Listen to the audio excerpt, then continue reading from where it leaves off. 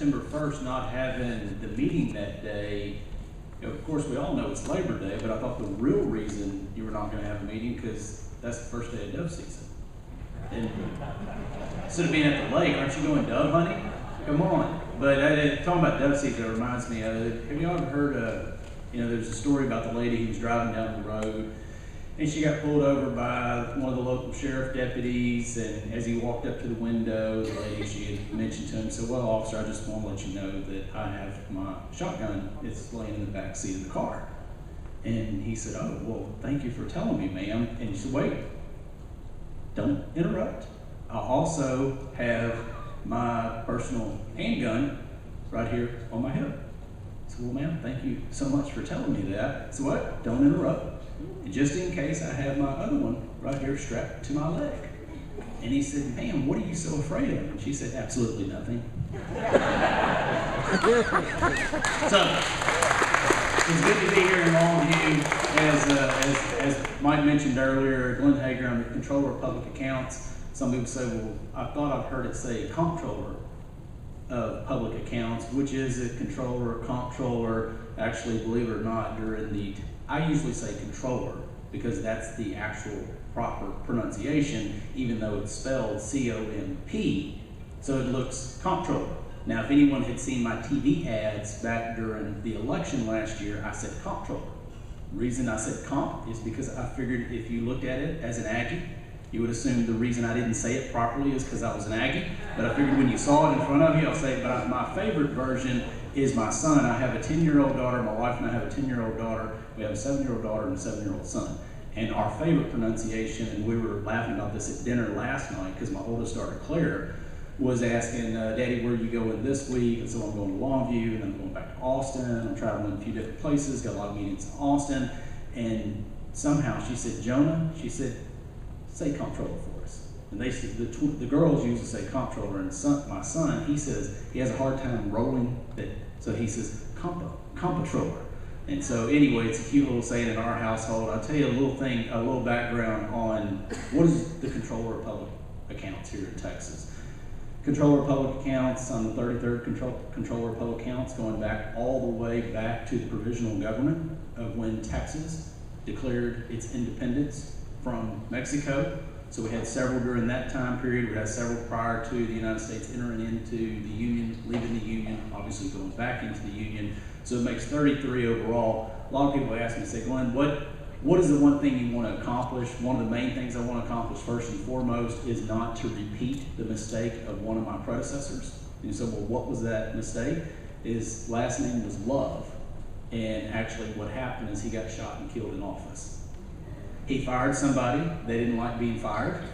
So they went up to the Capitol, which was the office was in the Capitol back at the time, shot the controller. There was a tussle with one of the other employees who hadn't been fired, and actually another shot went off and got the person who had fired the controller. So that's my first priority, not get shot on the job. That's another reason I like to talk about the lady with all the firearms, because I just want to remind you, no cute ideas with the Controller of Public Accounts. Big Second Amendment advocate. But if you look back over the Controller's office, there's really three main primary responsibilities that we have. That is my role. My first and foremost role is the day before a legislative session. The day before, odd year, 140 days that the legislature is in session, the day before, my main job is number one, to give an estimate, a revenue forecast of what is all the taxes that we as the citizens of the state of Texas pay. Our federal dollars that go to Washington, D.C. come back to the state of Texas. Our state taxes, fees that we may pay, the different revenue streams that pay for your state government. It is my job as the chief revenue estimator and a group of people that work under me to estimate so the legislature can put a budget together, because how do you put a budget together if you don't know what your stream of revenue is? Now, I'll tell you, that's a tough job. Why? Because the budget starts in September of that year, which is here in another month, yet you're forecasting a revenue estimate that starts in 9 months and ends 2 years later. That's a pretty long forecast. Now, is there anybody in this room that can accurately forecast with 100% certainty the amount of money that will come into your personal household, started in 9 months and concluding in 2 years? Show of hands? None? Well, because if so, I want you on my revenue estimating team. I got one over here. So the fact is it's a difficult job. Now imagine you do that times 27 million people, 254 counties, one of the most diverse economies that this state has ever seen, one of the most diverse economies in the world. Actually, imagine, it's amazing to me still that Texas is the 12th largest economy in the world. It's a larger economy than the country of Spain. It's larger than the economy of the country of Australia. It's actually larger than the economy of the nation just to our south. In fact, Texas is just barely behind. The country that's above us is which one? The one that borders us, our nation, to the north. So it's almost equal to the entire economy of the country of Canada. It's pretty amazing. And so therefore, that is the first job that I have to tackle. There's been 3 things that have happened while I've been in office since January 1 of this year. One of them started happening prior to. I got elected in November of last year in the fall, and I'll have to say thank you first to anybody that, if you recall, may have actually voted for me.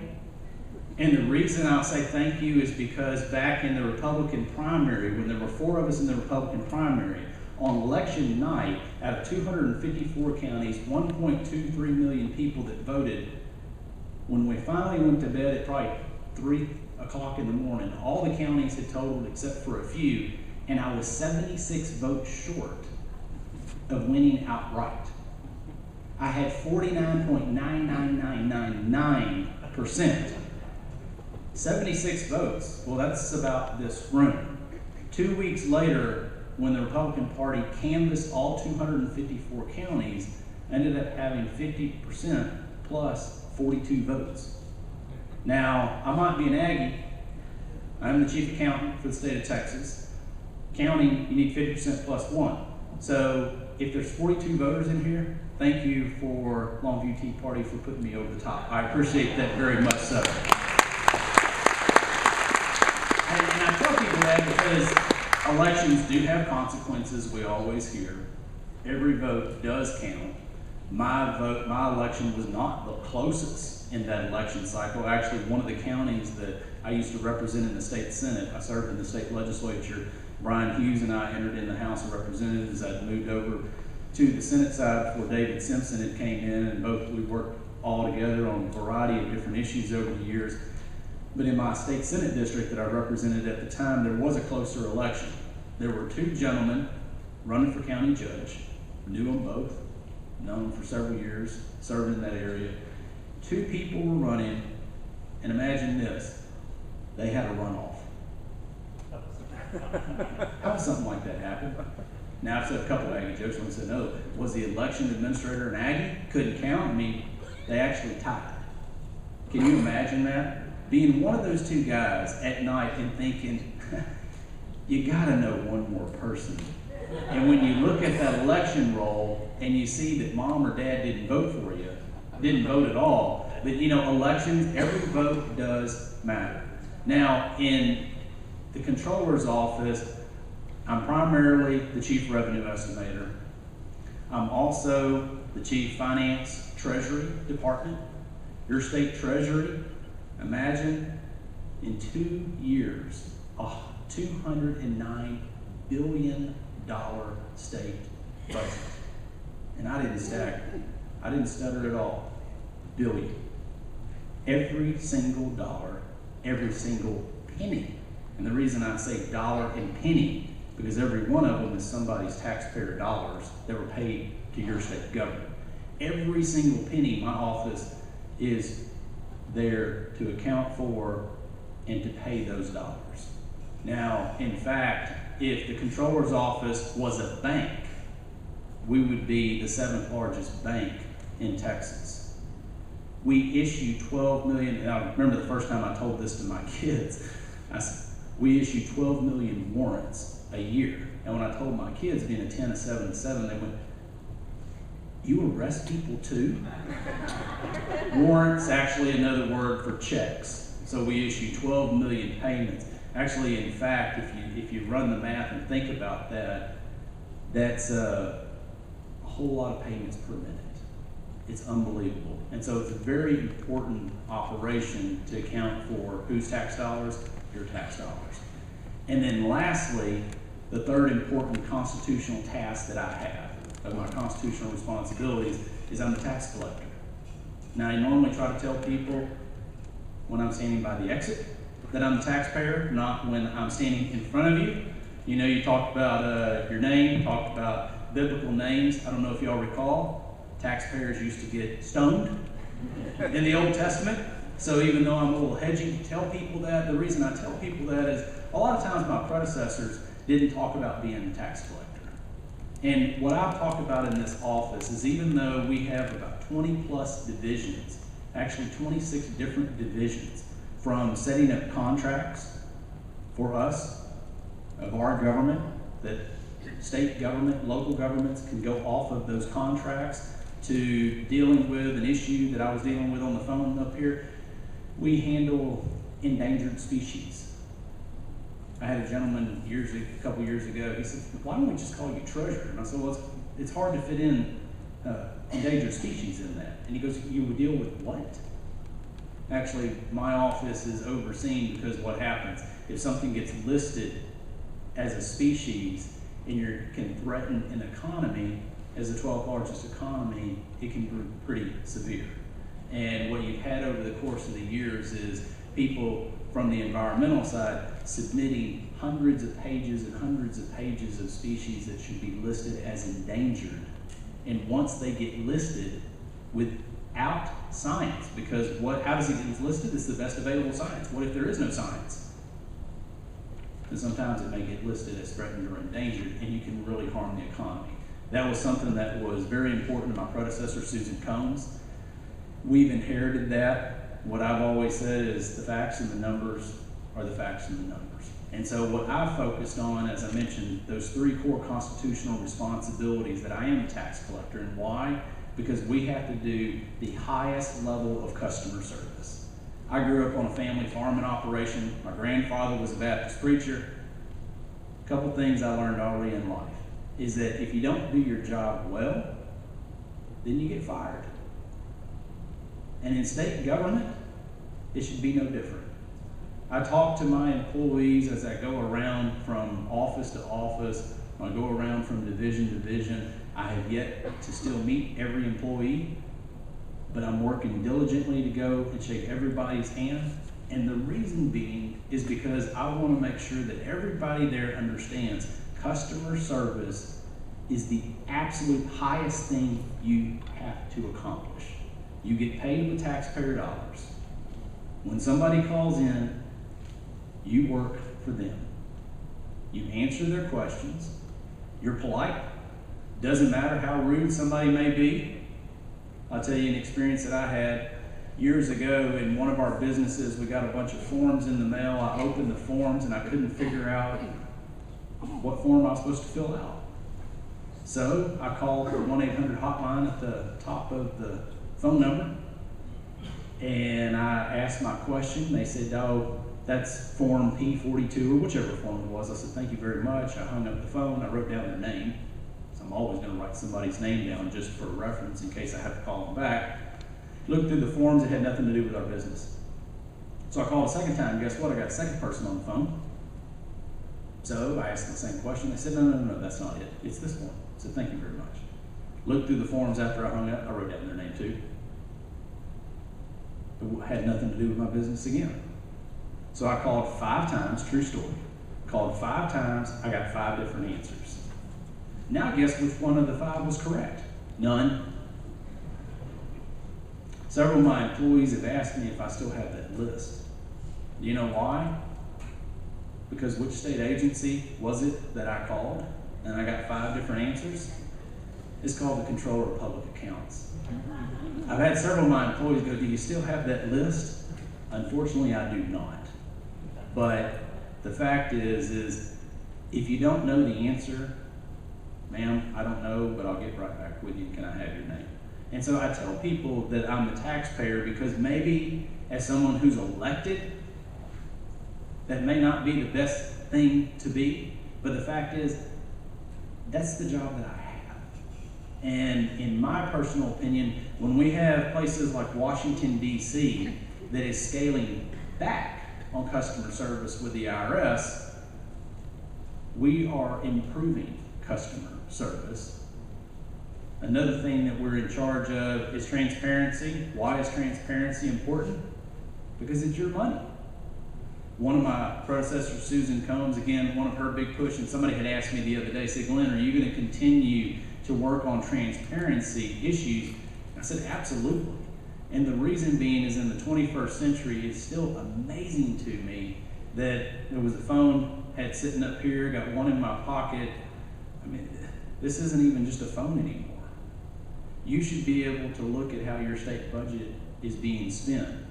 You should be able to see what people are being paid, and not just at the state level, but also making sure that that occurs at every single level of government.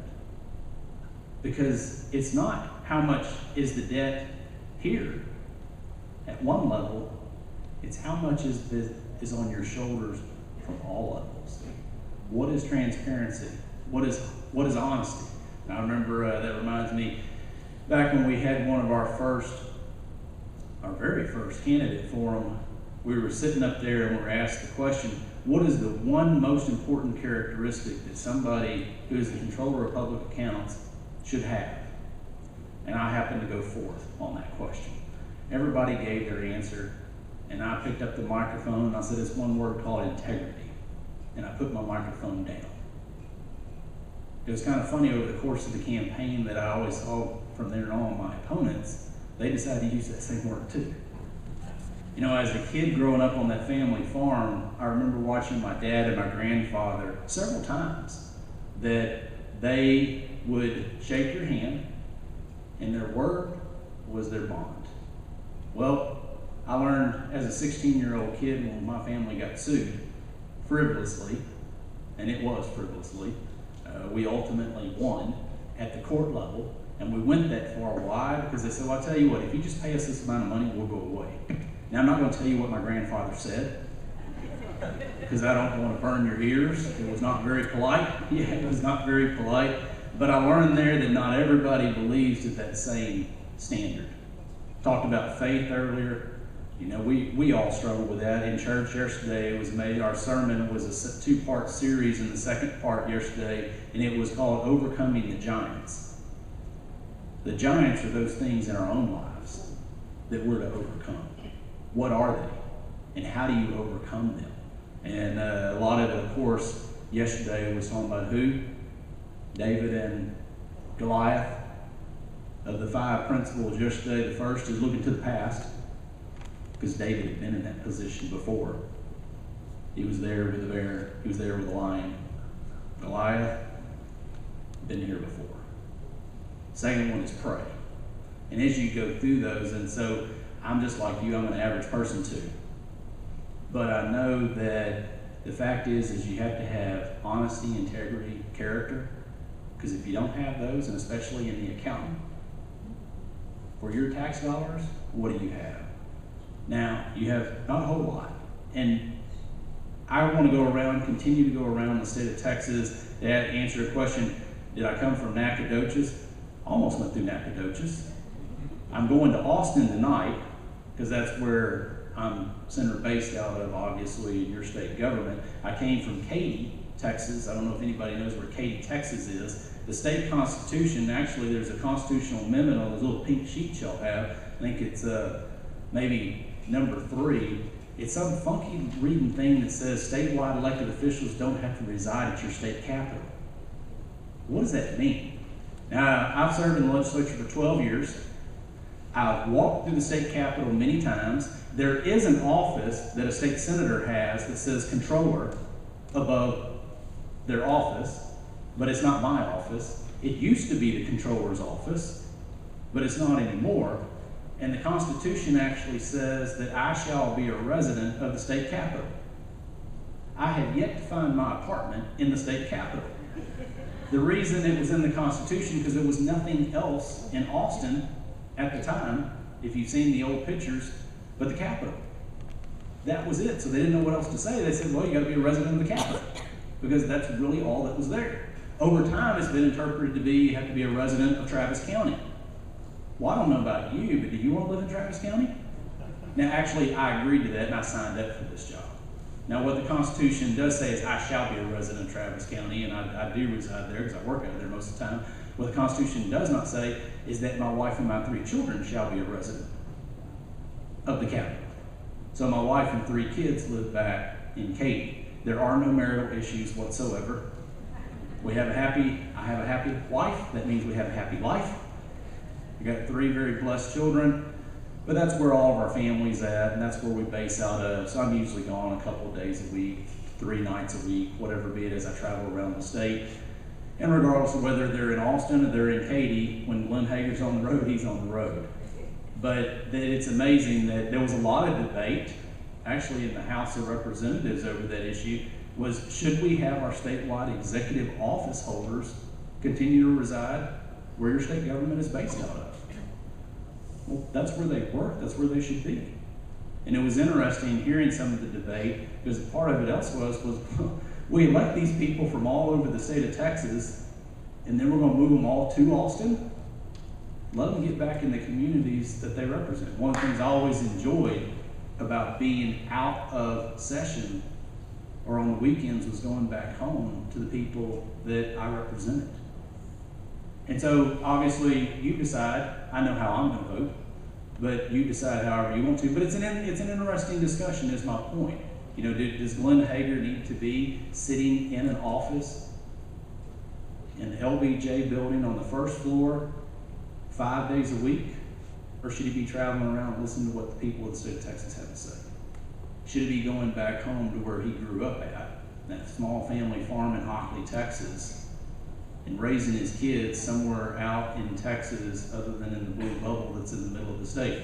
It's an interesting question. And so there's a whole lot of others. I can talk about a few of them. But the fact is that one, it's hard to understand. What does that mean, reside at the state capitol? So I just provide a little bit of light to that.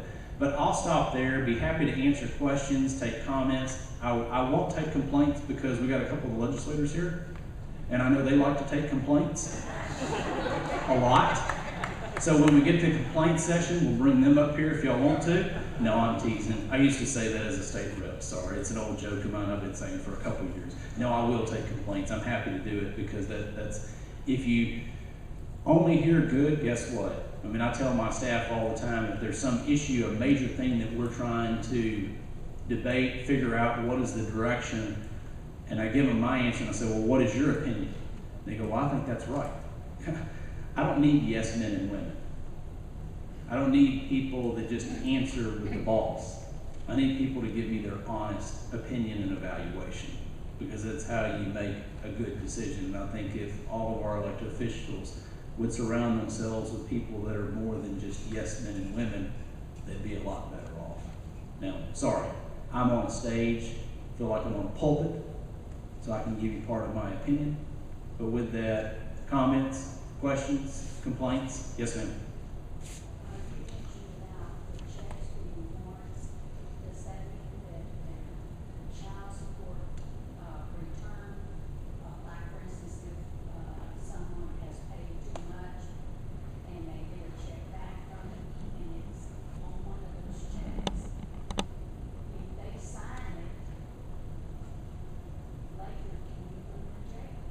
Oh, can I put, say for example, somebody in jail who say for example with child support payments and gets the money back? I'm not able to personally. Obviously there's a court process that if somebody, say for example, if there's a fraudulent situation where somebody commits fraud and they may take money that's not their money, believe it or not, obviously that happens sometimes. It's not my office that goes and enforces that. We do have a criminal investigation division. It's a small division, just a small group of people, and the reason we have that is, say for example, if some places don't pay their taxes, we might go in and close them down.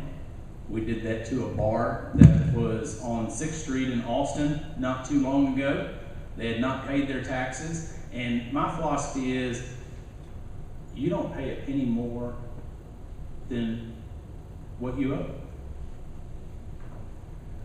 Yeah, oh, you want that one? Yeah. The fact is I don't want you to overpay, but I honestly don't want you to underpay either. Why? Because if you defraud, then guess what? Somebody else is picking up your slack. I don't see it as the state's money. I see it as you might be cheating your next door neighbor. And we shut down a business that night. We raided the business and made sure that they were paying because they were not paying their share. Now, part of the reason that I say I'm the tax collector, because the area of this agency that half of the employees work for is in the tax area. And the fact is I want to make sure that we put the resources in that area. That's why this last session, I transferred some programs out of the agency. We've heard of the Events Trust Fund, major Events Trust Fund that actually would subsidize bringing the Super Bowl, different events here in Texas. That was housed where? In the controller's office. What does that have to do with revenue estimating, accounting? What does that have to do with tax collection? Not much. We got rid of that. I had a jobs program. It was a decent program, but it doesn't fit with my mission. And so a lot of times you see people come into office and they try to empire build. To me, I try to dwindle the agency down. So just because they're called warrants doesn't mean that I can go actually arrest somebody. But if you're defrauding the state in some form of capacity, we can go in that manner. Yes, sir. I know Texas used to be a donor state when it came to paying more to the federal government than we received back from them. And we still are. We still are? Yes, sir. That was my question. Are we still, or have we gone to a receiver state? No, we're still a donor state. Texas, we end up paying more to Washington, D.C. than we actually ever get back. I'll give one example. Say, for example, when you go to the pump and you fill up your vehicle, you pay roughly 20 cents for the state tax and 20 cents for the federal tax. On the federal side of it, we get about 84 cents on the penny, on the dollar. 84% of our money back, just in that one aspect. So Texas is definitely a large donor state, not a receiving state. Which, oh yes, sir. You estimate the income for Texas. Is there any law in Texas that the legislature has to operate a balanced budget? And if not, what value has that estimated? Very, very, very good question. Does the state have a law that requires a balanced budget? Yes, the state does. So the state constitution requires the state legislature live within its means. So the revenue estimate that I provided to the state legislature was dollars that estimate on September 1 are still left in your state treasury. So there was $7.5 billion left over as a carryover from the fiscal year we're about to conclude, plus estimating the revenues that are going to come in over the course of the next 2 years starting in September. The legislature shall live within its means. Now, with that being said, this last session, just one point that I'll make, a couple of things that were really important. The legislature decided to put more money into transportation, which I think is extremely important and vital. That is a vital task of state government and one that we all utilize. The second thing also is there were $4 billion in tax cuts this last session. 25% reduction of what's called the margins tax, the business tax, the franchise tax, that's all rolled into one, however you call it, was decreased by 25%. Then also there were 13 professional fees that had been added to different professions over time. Those 13 fees were eliminated. Whether you're a plumber, you're an accountant, a doctor, for example, 13 fees. When I came into office, we collect roughly about 60 different taxes and fees that my office is in charge of collecting. There's a few other state agencies that may collect a few other taxes or fees, but we collect the bulk of them. I identified 9 that I thought should be eliminated. The legislature eliminated 8 of those 9. Now, it only amounted to a $17 million tax cut, But the fact is those were old, archaic taxes that have been on the books that my folks have to go out and enforce and collect, when in reality, we can better use the resources focused somewhere else. And then also the legislature, this November, one of the constitutional amendments is where you would have, if you vote for it, increase your residential exemption for your school property taxes up from the $15,000 to $25,000. So if you increase that, it's about a $620 million local property tax cut. Now, I'm not saying that this room alone is going to get the $620 million, nor am I going to say it's going to be a significant difference on each individual bill, but collectively that was $620 million per year. So the Constitution requires us to live within a means. That means is whatever the state budget is, as well as the taxes that were cut, say for example, in that situation. And then there's also a limit on how much debt the state can have out of general obligation, out of the state treasury. And what you end up taking is the state budget plus dollars that come in, say for example, my office also oversees what's called the Texas Safekeeping Trust Company. What is that? That ends up being if there are dollars that have been endowed to your state government. Say for example, when there was the tobacco litigation and there was a sum of dollars given to the state government, my office oversees the investment of those endowed dollars, and any dollars that we bring in or return is added on top of that. And so therefore it can be only 5% constitutional limit of obligation debt.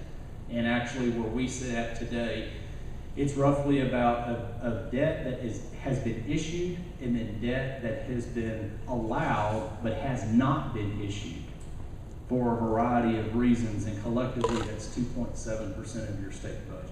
The issued debt is a little bit less than 2% overall. Glenn? Yes, I heard voices. Which way? Yes, sir, right here.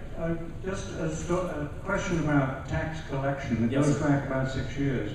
Regarding a small business here in town that specialized in a particular area of landscaping, had done very well, and chose to build a new building and establishment and move. In the process of doing that, they had their records of retail and wholesale sales gobbled up, and the state came in and demanded full payment at the retail rate, which they could not pay. And they were not allowed any latitude whatsoever with respect to the rules in force at that time, and they went out of business. And the story, as it was told to me, and admittedly it was their story, and I didn't hear from the tax office, but it seemed like a demonstration of incredible inflexibility, and everybody lost. Would that happen today? The effort would be no. And I say that is because, number one, I have a lot of people that are out there. I continue to preach that what I want people to do is I don't want to penalize people for the past. I want people to be compliant from here forward. Now, number one, I have put more resources into what's called tax policy. And what does that mean? Say, for example, as technology changes, question becomes, is this taxable or is it not? The legislature puts into place the law, and we say, well, it's black and white, it's real clear. But actually, I think David may have asked earlier this year, there's a couple things that happened once I got into office. Number one, back in November of last year, oil prices plummeted before I got into office. Welcome to being the revenue forecaster for the state of Texas with oil prices that are now, by the way, $45 today. Who's watching? I watch every single day. Me and my revenue estimating team every single day, what are the economic indicators? Then number two, on tax day, what went down? My website. People trying to pay their taxes, and guess what? Controller of Public Accounts with this little smiling face was on there, and you couldn't pay your taxes. Now, I had a hole through all 12 floors of my building. Why? Because my head went through it. When I found out about 7 that morning, actually come to find out what was the cause, it was our internet provider at 12:01 a.m. that morning had given away our IP address. What is that? That's almost like your telephone number. So when you called me, you didn't know if it was really two Glenn Hagers had two same phone numbers. It didn't know where to go, so it crashed the system. And then the third event, Lucky Threes, was talking about questions that are taxed. We had a third court of appeals ruling earlier this year looking at the margins tax, and a portion of the margins tax has the exact same provision over in the sales tax code. And essentially their ruling was so broad, really the question was over, when you go to a movie theater, AMC was the particular litigant in this case with the controller's office. The real question is, what in that theater could be deducted from the margins tax? That was really what we were trying to figure out. Is it everything in the business, or is it the chairs, but not the people at the front desk? Is it the register? What exactly goes into, and you think, well, it all should be. Well, that's not how the margins tax is written. So it was really about a discussion over a small amount of money. It's a lot of money to you and I, but a small amount of money to the company. And it was refunds, whether they should get money in the past, because the legislature solved this issue 2 years ago. So it was just a discussion over, and the court made the ruling so broad that essentially it meant the state treasury, out of a tax that collects $4.7 billion a year, it would, my office estimated to be $1.5 billion loss. So some people ask me, say, Clint, is that our tax cuts that we just promised everybody? They're going to get it from AMC Theater now? And the court obviously made it too broad. And so therefore, it also could be a issue to the Treasury because you can get refunds for 4 years. I mean, you're talking about, for this biennium, a 2-year budget, and the last 4 years, 1.5 billion times 6 is $9 billion. Pretty significant. So what I've tried to put more resources into tax policy, the area to deal with these shades of gray, is so when an auditor goes to a business, there's not going to be that issue. I don't want to penalize any entrepreneur, anyone who's out there putting their own sweat and equity on the line. They're trying to create jobs in a local economy, and then you're going to have the tax people come punish them and put them out of business. It doesn't seem very fair to me. The real issue is, how do you make sure, if they mistakenly, how do you get them on a path going forward that you don't want to shut somebody down retroactively? Now, if someone is fraudulent and they're not paying their taxes, like the bar that we shut down, and they consciously know they're not paying their taxes, we're going to shut them down. But the question is, which one is it? Yes, sir. You used to be a legislator. I have a question on lobbying the legislature. A state board of education member told me that they're convinced that the legislature is run by 20-somethings that are hired by legislative aides because they're cheap and they're really smart, but they're really ignorant. My question is, I've testified several times before House and Senate Education Committee, and how do you get legislators to listen to you? They're hearing you out, but they're not really listening to you. Last session there was a Senator's bill, SB 313, that contradicted itself twice and the education code 3 times. And they completely ignored public input. They passed the bill. Conservatives lobbied the governor, and he vetoed it. How do you get legislators not just to hear you out, but to take you seriously and listen to you? Yeah, that's a good question. I think there's a couple of questions. One, that whether the legislature is run by a bunch of 20-year-olds, just whether it's 20 or 30-year-olds, but a lot of the staff on average age is much younger, and then I think that is pretty good accurate. Actually, when I was the first state representative, I was in probably about 32, I think, if I remember correctly, and I used to sit at the front door, not in my office in the back. A lot of times, right as you walk in the door, I'd just sit right there at the front desk where we had the interns sitting, and I'd sit there, go through the mail, answer the phones, talk to people. And I always enjoyed when people would walk in and they'd say, I'd ask them, could I help you? And they'd say, well, yeah, I want to give this to the state representative. And I said, well, would you like to talk to him? They didn't know who I was. And they go, no, I don't want to bother him. I go, no, really? I mean, really, would you like to? And they go, no, just, make sure he gets this. And I go, okay, great, consider it in his hand right now.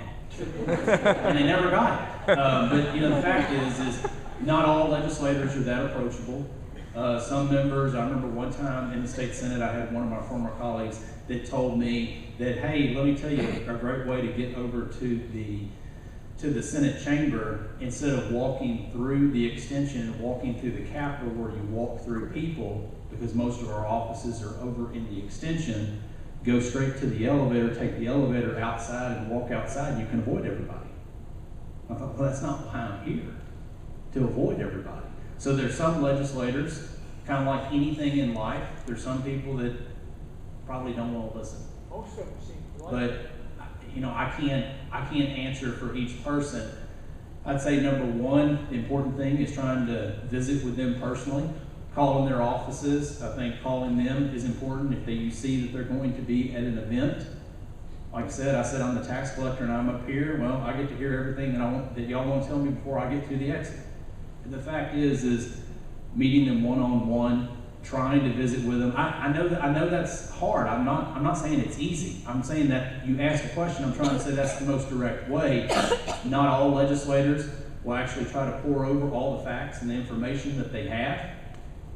And that's frustrating, and I understand that. Almost always in meetings, you can't even talk to their aides. They're always meeting something. Trust me, I feel that way, because I can tell you back, it used to be in the Senate, people say, would you ever be in meetings? I'd get up there before 7. I grew up on a family farm. I'd usually get up there at 6 something. So I had a good hour and a half to work. And then on an average day, I'd probably have about 17, 18 meetings in a day. And that didn't imagine the time that, and so you try to spend as much time as you can, and it is frustrating. It is very frustrating. I understand that Even completely. when your bill is up for hearing in a committee, they have a meeting and they're not attending the committee meeting when your own bill is up for discussion. And you're testifying in favor of their bill, Right. They're off somewhere in another local location. Well, and that's the reason members don't need to carry so many bills, so they can actually have everything heard. I get it. You guys listening back there? Next. Yes, sir. These guys listen a lot. I mean, I can testify to these guys. I've served with them, and they're good people. Yes, sir. Yes, sir. I have 2 questions, if you don't mind. Governor Abbott recently went to New York to get Texas built. Did he get it? Number 2, I haven't been able to find out since I saw him on Fox News one morning and called a local news station. Well, you can go online, but I don't go online. I can answer that with really easy. Second question. Okay, So second I'll give you question. that answer. Texas is a red state. They're trying to turn us blue. Right. Do you think it'll ever happen? Wow, that is a really good question, but I'll go answer the first one. The Texas legislature this session passed a bill that would ask, let's see, there's a certain state office to go through a process to determine what would be, if there is the best model, to have a gold bullion depository in Texas. 2 sessions ago, the legislation would have required this office to house it and hold it. In this session, the bill that passed said, well, you can contract or have a third-party vendor. Now, whose office is it? Controller of Public Accounts. So I can answer that question because I've set up a task force inside my agency, which ends up being mainly chief over it of the 4 people is Tom Smelker, who is the division director over the state treasury, looking over what are the different business models that may work for Texas to have a gold bullion depository. Now, the governor had mentioned that we were going to bring our gold back from New York back to Texas. I think that had been reported that was said. The gold that's owned that's in New York is not owned necessarily by the state treasury, which is my office. It is owned by what's called UTEMCO, which is the investment division area overseen by the A&M University System and the University of Texas University System. So those 2 combined are UTEMCO. Several years ago, when gold, before it rose in price, some of the board members and the head of that division, the UTEMCO, had decided to diversify their portfolio and invest in gold. So that gold is in New York, and why is it in New York? Is because because it has to be within the mercantile, Chicago Mercantile COMEX system requires it has to be housed in 150 miles. So that's one issue. Obviously, Texas is not within 150 miles. And it's going to be in COMEX, traded on that trade system. We have one hurdle to get over. But it is amazing in my office, of all the different issues we deal with, I've got asked more questions about the gold bullion depository and is it set up. I mean, just today I approved 2 letter responses to people contacting me about that issue. Of 3 letters that I approved today, 2 of them were on that one. So it's a great interest among many Texans. And so it's something that we're working through, but it's not going to be started tomorrow. It's not going to be something that's started by the end of the year, because we have to do our due diligence just like you would for any business and figure out what is the best model, and then we're going to report back to state leadership and figure out what is the best direction that we need to go. And so you want to be prudent with taxpayer dollars if we're going to set this up and make sure. So the goals is still in New York? Yes. Thank you. Yes, to answer your question. I was actually, I had unfortunately had to be in New York last week. Check out the goal. Yes, yeah. I say because you have no idea how happier I am to be in Texas. Even though it's 100 degrees outside, it was much better to be here. I had to go there last week because as the chief financial officer, as the title is, I meet with the different credit rating agencies about the state of Texas, which Texas has the best credit rating of any state in the nation. We share that mark with several other states. And so you go up there once a year and have those meetings. Actually, Tom Smelker, the division director over the Treasury, he was going to see the Fed that one of the meetings while we were there, and I decided not to go. I had some other meetings. So we're going through that process. The other question was, Battleground Texas is working pretty hard to turn Texas blue, and they are. I mean, here's one fact, is that if you look at the Electoral College and you take the second most populous state in the nation, which happens to be Texas, which is a red state, and you turn that state from red to blue, mathematically, you will never, ever, ever have another Republican, you surely won't have a conservative, ever in the White House ever again. So, why work on 3, 4 smaller states when you can just work on one state? You turn one state and it's over. Game over. And like I said earlier, elections have consequences. They have severe consequences. Now, last election cycle, when everybody thought, some pundits that is, the races would be closer, actually they were a wider red margin than they had been before. But does that mean you say, oh, great? You get more concerned than ever before. And you better take it very seriously. In Texas, we have 650 people are born in Texas, more than pass away every single day. Natural growth, 650 people additional in this state every single day. Now add on top of that, there's 500 people that pick up and move to this state every single day. Every single day, 365 days a year. I have a little chart that we show on Facebook and Twitter and on our website of moving vans, the cost of renting a moving van from the capital in Texas and going to, I don't know, let's pick on a state, California. You think it's cheaper to go from here to there or there to here? You think it's cheaper to go from here to New York or New York to here? Here or anywhere. Or from here to Chicago? Why pick on Chicago? Which way is it cheaper? Definitely to go that direction. Yeah, a lot of It vans. costs 3 times more to rent them and come here than it does to go there. It shows you where people want to move, but it's amazing too, when people move, they've left an economic system that is not as vibrant as here, but they want those same services. Yep.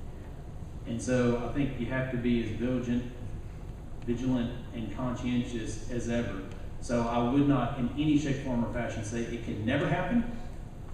I do not think it will in the immediate future, But my wife and I have this conversation quite often. I mean, there's 3 young kids, a 10, a 7, and a 7. I'm blessed that my family got on a boat in 1846 and sailed from Darmstadt, Germany, not directly from Darmstadt, not right on the coast, and landed here in the United States.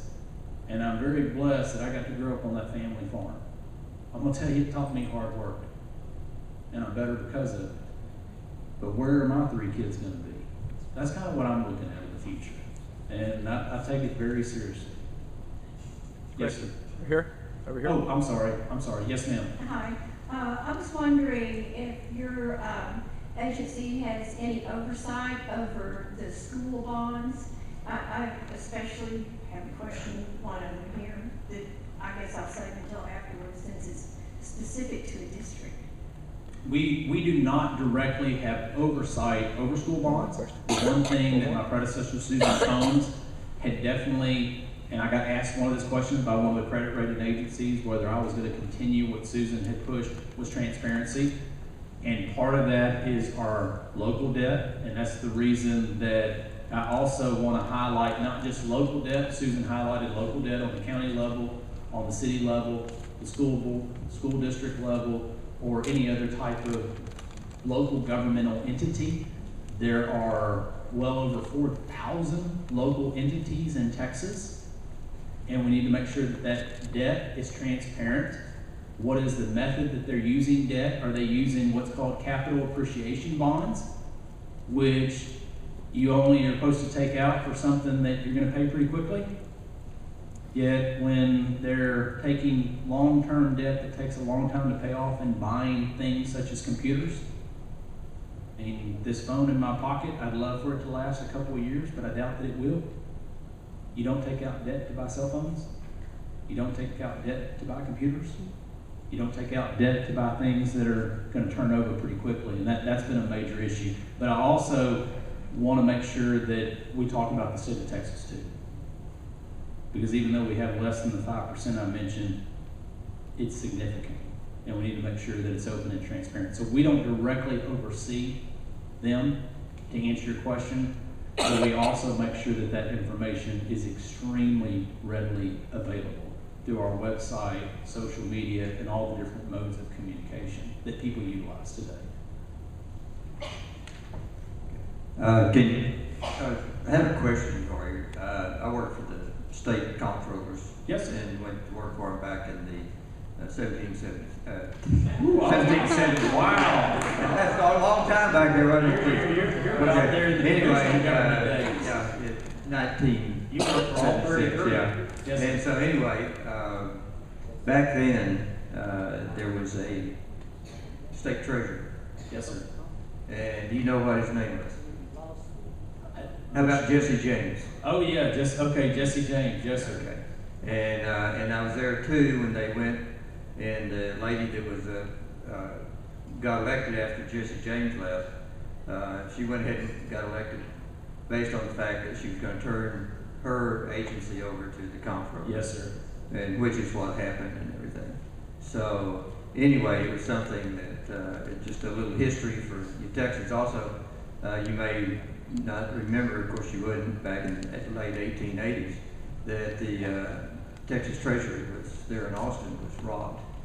Yes. And they got away with a lot of gold and everything, went down Shoal Creek and down up through there. And even to this day, they still find a gold coin somewhere in Shoal Creek occasionally. That's interesting. That I did not know, and that's one reason that we got to go through our due diligence to make sure that whatever we set up for a gold bullion depository, that it's very safe and secure for the Texans who entrust us with those dollars.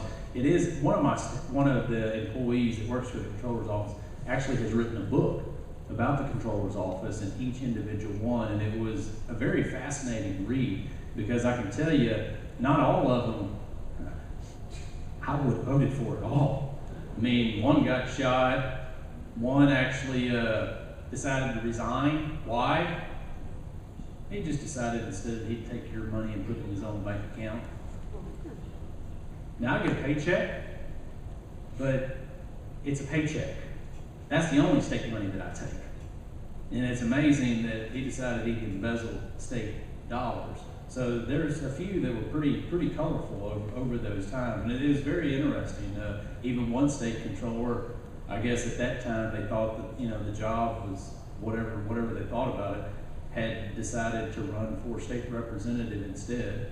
Some of them have left to go be the treasurer instead of the state controller. Well, now the treasury is where? In this. I mean, it was interesting to see how things have changed over all those years, is my point. Y'all wouldn't like it, but a geek like me, I like that kind of stuff. Did I see that? Yes, ma'am. Just a quick question. Years ago, Susan Combs had mentioned, I was at a Republican meeting, that there was like money available to citizens. They could go to a website, I don't know how. And so I'm just asking, and thank you for serving personally, and this is the truth. I care about people more than money because spiritually, people are more important. But there may be some who have that. I wrote it down in a notebook, and that's his. I'm glad you asked that question, because I was going to mention it earlier and I got sidetracked, and I apologize, that one of the areas that I'm going around doing public service announcements, talking about on different radio addresses, be it on some of the local radio stations, to let people know that your state treasury, if say for example, you open a bank account, you thought you closed it, but there's a little bit of money that's left in it, that's property that's unclaimed. You didn't claim it. The bank has to hold it for several years. Actually, safe deposit boxes. Sometimes people put things in safe deposit boxes and they don't write it down in their will. So it sits there for 5 years. They try to contact the person, they try to contact their heirs, they can't. Or if they were owed a check, a refund, a rebate, and it never got to you, insurance proceeds, those are unclaimed property by that Texan. So where does the money go, or the unclaimed property? Controller of Public Accounts. Controller of Public Accounts holds those dollars. Susan promoted it significantly, changed the way we have it on our website. ClaimItTexas.org is how you can go to. I don't remember the 800 number off the top of my head. I'm sorry, that one I don't remember. I need to memorize it, but I don't have that one memorized. ClaimItTexas.org, and you can actually go online. I'm supposed to do one in Houston here in a couple of days. Houston has well over $500,000. 1 in 2 Houstonians could have something on Claim It Texas. You'd be shocked at how many people have told me, say, Glenn, I was trying to figure out what is this job that you have, and I was going to the website, and then I saw that there's this unclaimed property. I've had several people tell me this, and they go, I was scrolling through and my name was there. And you know how much money I got of my own dollars? So seriously, go and look at claimittexas.org. Do you know how much money is unclaimed property sitting in your state treasury? I'd love for you to take a guess. Do you know how much? No. Good guess. You raise your hand. 50 million? Higher. 100 million. You only get one more guess. 6 gazillion. $4 billion. This year alone, we have returned well over $200 million back to taxpayers. Isn't that unbelievable? $200+ million. It's your money. It's your money. Now, it's with modern technology. You know, we used to publish in the local newspapers, and it'd be one time a year, and you see this big, thick thing of all the money that's unclaimed. Well, now you can just go online and look for it and claim it Texas.org. So I'd highly suggest that you go there. Yes, ma'am. Are there a set limit on all things like I have a savings account that use rarely because it's a family cemetery thing every year? It's only when it's been dormant for a long time. There's a video that I'm going to do here in a few days, and I'm going to talk about the gold bullion repository, and I'm also going to talk about the